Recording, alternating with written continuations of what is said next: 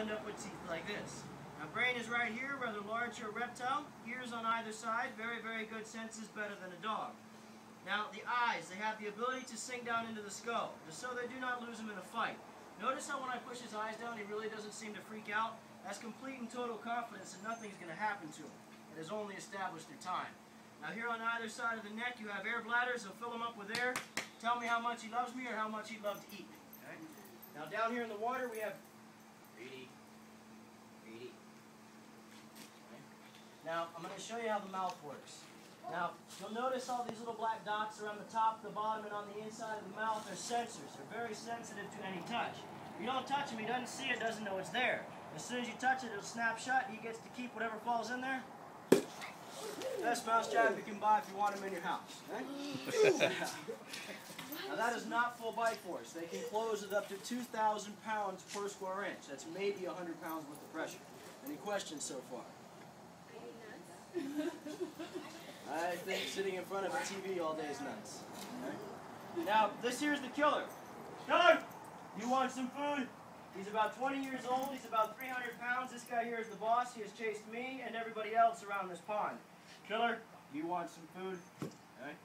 Now, these bony bumps you see along their back, they're called scutes. They're very, very tough. They have two purposes. Very tough, strong armor.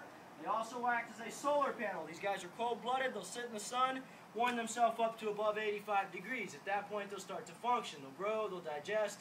If they cannot bring their temperature up, they will not function. The food will actually sit in their stomach, rot, and kill them. Killer! You want some more food, Killer? Now, the tail. Solid muscle. If any one of them were to curl it up and hit me with it, they'd have no problem breaking my leg. 90% of this animal's life is spent doing this. Absolutely nothing. There's still 90% muscle. Must be nice, huh?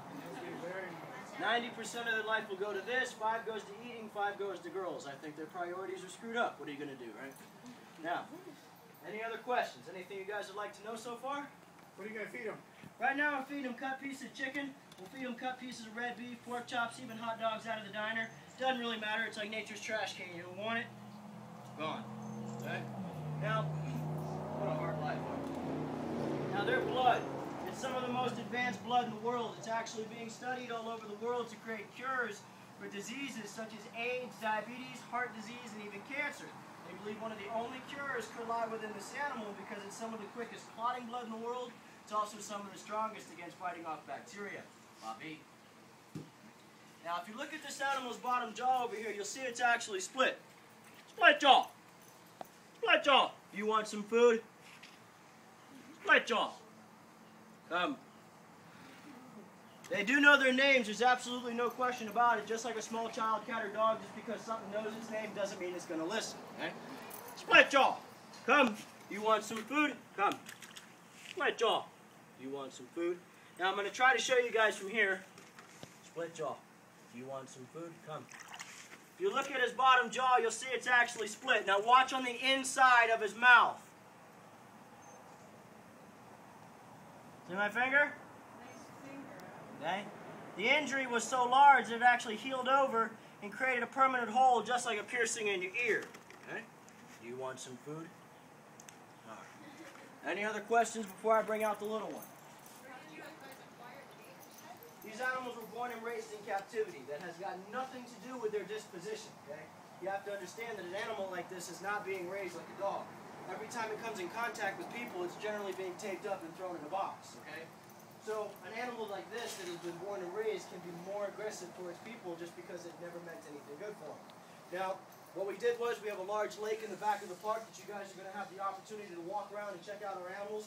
These guys were in there. When we went back there to catch animals, they weren't paying attention. That's how they got put in here, okay? I'm sorry? It was a fight. They fight over the same things we do. Dirt, girls, and food. Now, Greedy. Greedy. You want some food, Greedy? Now I'm going to try to show you just how powerful that bite can really be. Any questions? Anything you guys would like to know? Yeah, you got a gator. I've worked with alligators, I've worked with dogs, I've worked with horses. The way I look at it, you'll never get hurt in front of a TV or an Xbox. You'll never do anything worthwhile either. You want something? Alright. Any other questions before I bring out the little one? Do they ever get really temperamental? Oh yeah. Oh yeah.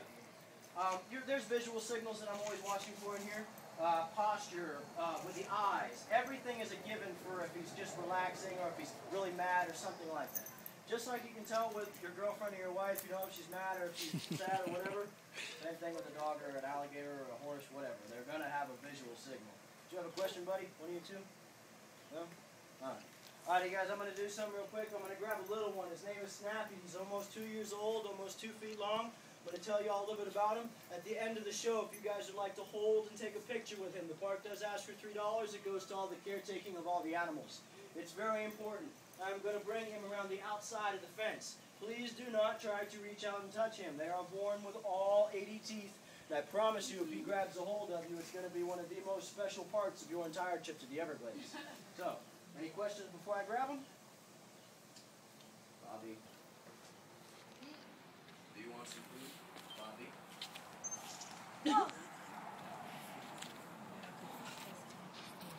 Which one's your favorite? Bobby's pretty cool. This guy's pretty cool. In the morning when he gets out of the water and I scratch him and leave him wag his tail for me. Oh, God. How come you don't talk about the other one over there? Which one? Over there, that's Snap, or no, that's Fat Albert. Pretty much the way it works in here is if they don't come to me, it's because they really don't want anything to have go on with them. They're just hanging out. If they come to me like this guy does, that means that they'd like to get something, they want to work with me. That's when we work with them because that's how you maintain this with a perfectly conscious alligator. Okay? Alright, you guys know what I'm going to do is I'm going to bring out that little one. Please just stay seated 1 second. I'm going to be right back.